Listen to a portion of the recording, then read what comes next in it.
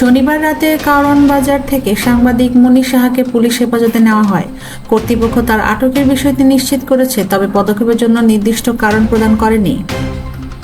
তার আটকের পরিস্থিতি এখনও অস্পষ্ট এবং মামলার বিকাশের সাথে সাথে আরও তথ্য আশা করা হচ্ছে। তেজগাঁও থানার ভারপ্রাপ্ত কর্মকর্তা ওসি মোহাম্মদ মোবারক হোসেন জানান, শনিবার রাত 10টার দিকে জনতা টাওয়ারের কাছে সাংবাদিক মুন্নী সাহাকে স্থানীয়রা দেখতে পান। পুলিশ সতর্ক হওয়ার পর হস্তক্ষেপ করে। পরবর্তীতে তাকে গ্রেফতার করা এবং আরও তদন্তের জন্য থানায় নিয়ে যায়। জনতা টাওয়ারের কাছে স্থানীয়দের মুখোমুখি হওয়ার পর অনলাইন পোর্টাল 1 টাকার খবরের সাবেক সম্পাদক মুন্নী সাহাকে গ্রেফতার করা হয়। প্রত্যক্ষদর্শীরা জানিয়েছেন, গ্রেফতারের পর শতাধিক মানুষ তার বিচার দাবি করে।